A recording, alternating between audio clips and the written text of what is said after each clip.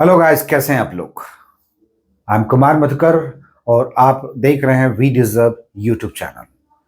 आज इस चैनल के तहत मैं ट्रांसफर ऑफ प्रॉपर्टी एक्ट से रिलेटेड एक केस डिस्कस करना चाहता हूं, जो कि अगर आप लोग लीगल एस्पिरेंट हैं, लॉ के स्टूडेंट हैं, एलएलबी या एलएलएम कोर्स परस्यू कर रहे हैं, ऐसे में इस केस का रेलेवेंसी आपके लिए और इम्पोर्टेंट हो जाएगा या इसे समझना आपके नॉलेज को बेहतर के लिए अच्छा रहेगा, है ना। तो केस का नाम है राजेंद्र कुमार गर्ग वर्सेस हरभजन सिंह, जो कि दिल्ली हाई कोर्ट का जजमेंट है और ये 2015 का जजमेंट है। इसका फैक्ट ये है कि हरभजन सिंह, जो कि दिल्ली हाई कोर्ट में एक रेस्पोंडेंट नंबर 1 के तौर पे माने जाते हैं या माने गए थे, उन्होंने एक प्रॉपर्टी खरीदा था और उस प्रॉपर्टी पे राजीव कुमार गर्ग और अदर्स लोगों ने कब्जा कर लिया, जिसके अगेंस्ट में, मतलब प्रॉपर्टी जो खरीदा गया था वो 1993 में खरीदा गया था और कब्जा कर लेने के बाद finally Harbhajan Singh being petitioner इन लोअर अथॉरिटीज, उन्होंने एक केस फाइल किया दिसंबर 2004 में, करेक्ट। उस केस में उन्होंने ये कहा कि उन्होंने एग्रीमेंट का कॉपी दिया कि 1993 मैंने ये प्रॉपर्टी खरीदा था, इसलिए इसका पोजीशन मेरे पास होना चाहिए, इसका ओनरशिप मेरा है, इसका लीगल टाइटल मेरे नाम पे है, right. Lower authorities and second lower authorities means कि आफ्टर द ट्रायल कोर्ट से ADJ has also given the judgement in his favour, correct. अब बेसिकली लोअर अथॉरिटीज के पास जो क्वेश्चन रेज हुआ था वो इस तरह से है कि दिसंबर 2004 में सूट फाइल किया गया प्रॉपर्टी के अगेंस्ट में for ownership by Harbhajan Singh, correct. दिसंबर 2003 में ये केस चला, 2011 से भी आगे चला, फाइनल जजमेंट तो 2015 में आया दिल्ली हाई कोर्ट का। In 2011 Harbhajan Singh passed away, okay, mister Harbhajan Singh passed away, मतलब respondent number 1 in the high court जो है वो उनका डेथ हो गया। One application was filed in the lower authorities as a joinder that I am the owner of the property. The property is vested with me, so I want to continue the case in my name. Okay, so the applicant was Mr. Popoli. He claimed and he submitted two documents.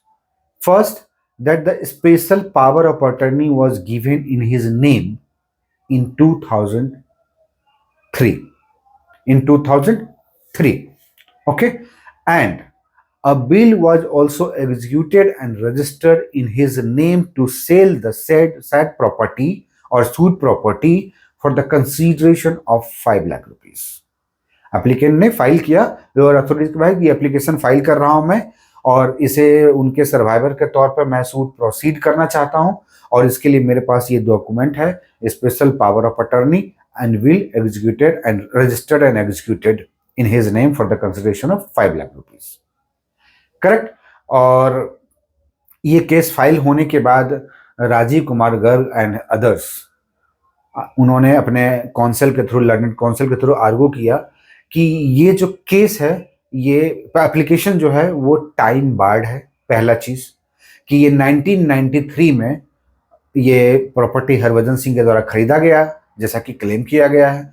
2004 में ये पहला suit file किया गया mister Harbhajan Singh के द्वारा, late Harbhajan Singh के द्वारा, right. और ये 2011 के बाद इन्होंने अपना क्लेम दायर किया है। इसका मतलब है कि अगर 2003 में गिफ्ट डीड या गिफ्ट बनाया गया था, विल बनाया गया था, तो वो as per limitation act 3 years के अंदर होना चाहिए, ना कि after 3 years, so it is time barred, correct. एक पॉइंट हुआ। दूसरा हुआ कि जो एप्लीकेशन फाइल किया गया था ऑर्डर 22 रूल 2 के तहत हुआ था, जिसमें ये प्रोविजन है सीपीसी का कि प्रॉपर्टी और टाइटल और legal proceeding dissolves upon certain situation under the consent और under the permission of the court to the certain party और द सर्टेन पर्सन। अब वो किस पे डिसॉल्व होगा, कौन प्रोसीड करेगा, इसके रिगार्डिंग है। है ना, कि जैसे कोई केस चल रहा है, उस पर किसी व्यक्ति का डेथ हो गया, एक्सपायर हो गया, तो वो केस अब कौन लड़ेगा उसके रिगार्डिंग है। तो भाई अब डिसॉल्व हो जाएगा, डिवॉल्व होगा, not dissolve sorry, devolve on certain person की अब ये केस आगे बढ़ाएंगे, होता है ना, जैसे बाल बच्चे बढ़ाएंगे, करेक्ट। तो ये जो है ये अप्लीकेबल इस केस में नहीं है। थर्ड आर्गुमेंट दिया गया learned council from the petitioner, जो कि मिस्टर गर्ग हैं, है ना, उन्होंने ये लॉजिक दिया कि जो पर्सन अभी एप्लीकेंट हैं, जो उन्होंने एप्लीकेशन फाइल किया, अब लीगल राइट क्लेम कर रहे हैं, सूट को प्रोसीड करना चाहते हैं, जब पहली बार सूट मिस्टर हरभजन सिंह के द्वारा फाइल किया गया था तब वो ये विटनेस थे, तब भी उन्होंने इस बात को क्लेम में नहीं जाहिर किया या उन्होंने नहीं कभी बताया कि ये प्रॉपर्टी उनके नाम पे वेस्टेड है, because will has been created in his name. इन तीनों पॉइंट को उन्होंने लर्नेड काउंसिल आर्गू किया in favor of petitioner or against the respondent number 1 and the applicant. Respondent number has already died, so against the applicant. Court had observed all the things, heard both the rivals, and then finally came to conclusion. पहला conclusion ये है कि application is not time barred, जो कि lower authorities and ADJ के द्वारा भी confirm किया गया, जिन्होंने बोला कि भाई ये एप्लीकेशन जो है वो विद इन 90 डेज फाइल किया गया है from the death of the person who had written will in the name of the applicant. मतलब कि विल जो लिखा गया था 2003 में, और विल जो है उनके डेथ होने के बाद, एक्सपायरी के बाद एग्जीक्यूट हुआ है, और एग्जीक्यूशन के 90 डेज के अंदर ही उन्होंने एप्लीकेशन फाइल किया। So as per order 22 rule 2 of the CPC is allowed and the title or the legal proceeding right devolve upon the applicant। ये दोनों लोअर अथॉरिटीज के द्वारा किया गया।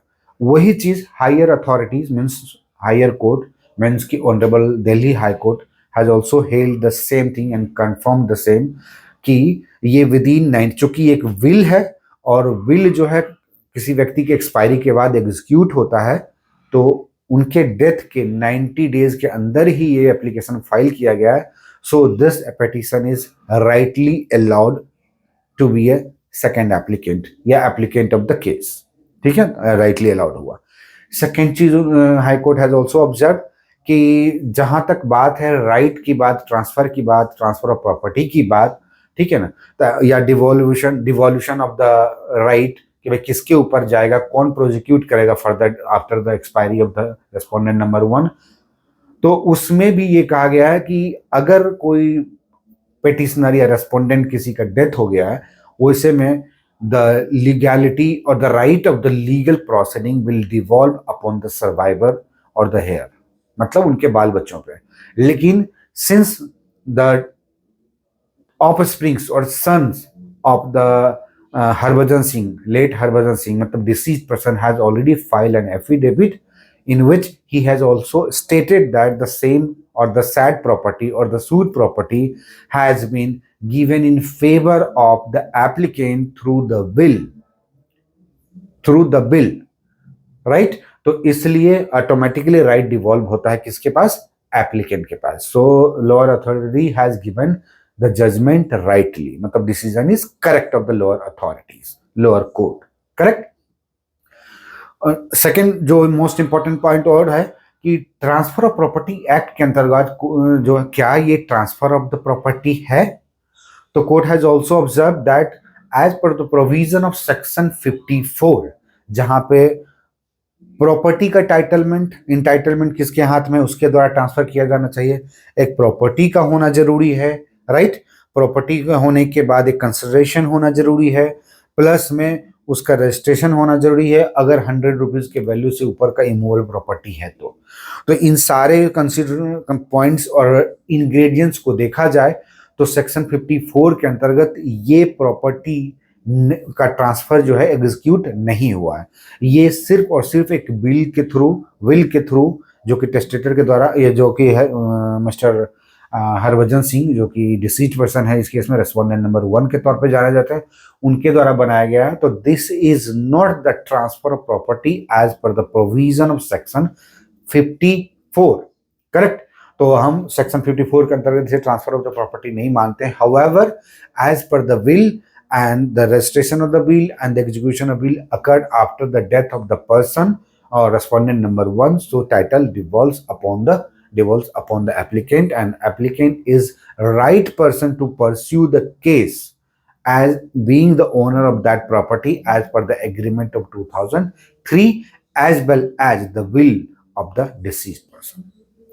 So finally, Honorable High Court gave the judgment in favor of the applicant. मतलब applicant का जो application था उसे lower court ने तो allow कर ही दिया था.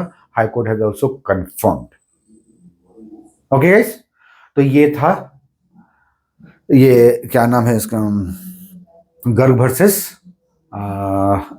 हरभजन सिंह का केस जो दिल्ली हाई कोर्ट का है 2015 का. Hope this point is clear to you and you will be comfortable not only to understand the concept but to write down the matter which was the hot cake of the case. So thank you guys and keep watching, and do not forget to subscribe my channel as your subscription will boost me up. Thank you.